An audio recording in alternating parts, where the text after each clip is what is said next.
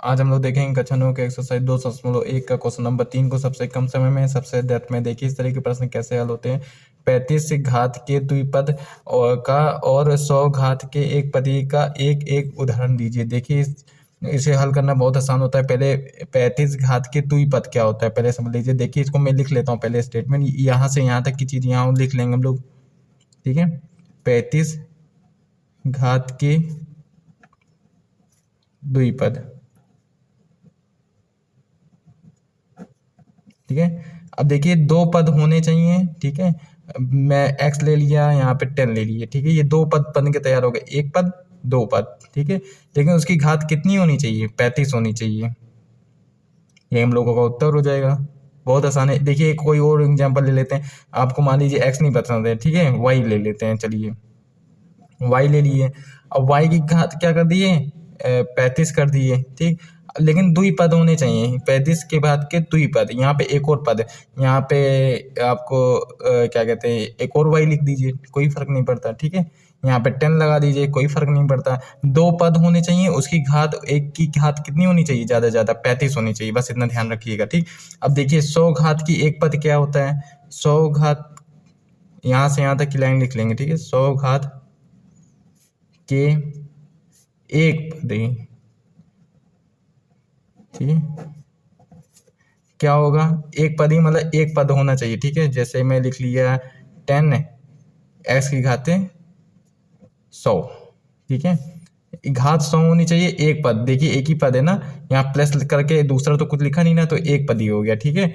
अगर आपको पसंद नहीं ना तो कुछ और देख लीजिए एग्जाम्पल, जैसे y की घातें 100, ये भी हम लोग को आंसर होगा चाहिए। देखिए हमें एक एक उदाहरण देने थे, मैंने दो दो उदाहरण दे दिए आपको समझाने के लिए, ठीक।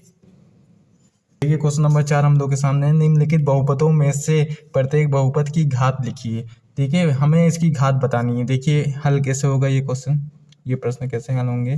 देखिए पहला क्वेश्चन है 5x³ + 4s² + 7x। देखिए इनकी हमें क्या बतानी है? घात बतानी है। इन सब में सबसे ज्यादा घात किसकी है?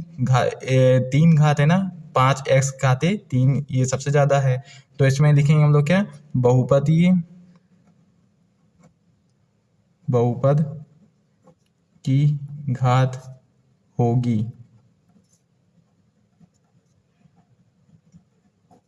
यहाँ पे क्या घात होगी? 3 होगी, यही सब उत्तर होगा, ठीक है। सबसे ज्यादा घात जिसकी होगी वही लिख दीजिएगा, 3। अब देखिए ये प्रश्न कैसे हल होगा।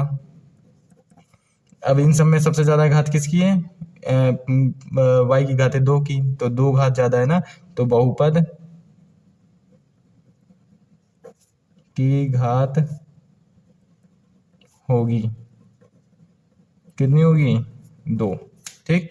अब देखिए यहाँ पे इसका हल क्या, देखिए ये प्रश्न कैसे हल होगा। अब यहाँ पे देखिए कोई घात ही नहीं है तो कुछ नहीं होता, वहाँ 1 मान लीजिए, ठीक है। कोई घात नहीं है तो वहाँ पे 1 है, ठीक। तो बहुपद की घात होगी 1। देखिए यहाँ पे एक इसलिए लिखा है क्योंकि एक होता है, माना नहीं गया, मतलब ये नहीं कि 2 मान ले 3 मान ले, ठीक। यहाँ पे एक होता है, अगर कोई घात नहीं लिखी है तो वहाँ पे एक होती है, ठीक। अब देखिए यहाँ पे तो कोई घात ही नहीं है, तो यहाँ पे क्या होगा? बहुपद की घात होगी। चलिए आप लोग कमेंट बॉक्स में जरूर बताइए कि क्या कहते हैं, इसकी बहुपद की घात क्या होगी। भी पोज कीजिए, आप बताइए। वैसे अब पोज किए, बताए ना। अब देखिए मैं सब कमेंट देखूंगा, ठीक है। देखिए ये 0 होगी, यहाँ पे कोई घात ही नहीं है तो यहाँ पे 0 होगा, ठीक। बहुत आसान था। अब देखिए अगला प्रश्न कैसे हल होगा। अब देखिए क्वेश्चन नंबर 5 हम लोग के सामने है। बताइए कि निम्नलिखित बहुपदों में कौन कौन बहुपद रेखीय हैं, कौन कौन द्विघातीय हैं, कौन कौन त्रिघातीय हैं। देखिए इस तरह के प्रश्न बहुत आसान होते हैं, बस समझने वाली बात होती है। जैसे यहाँ पे देखिएगा, ये कि हम लोग का क्या है, 2 घात है ना, इसमें सबसे ज्यादा वाली घात को देखेंगे, ठीक। इसकी घात कितनी है? 2 है, तो यहाँ पे क्या लिख देंगे? द्विघातीय,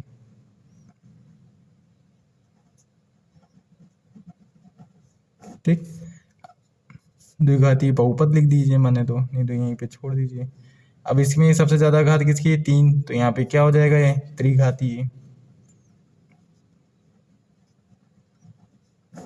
अब ये इन सब में किसकी घात ज़्यादा है? 2 ना, y की घातें 2।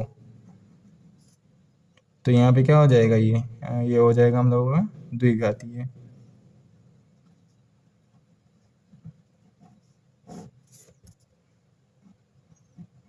अब देखिए इन सब में, इसमें तो कोई घात नहीं ना, जो कुछ नहीं होता वहाँ 1 होता है, ठीक।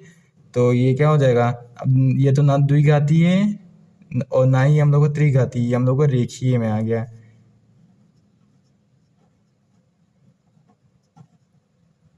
रेखीय बहुपद, यहाँ पे भी एक है तो यहाँ पे भी रेखीय हो जाएगा।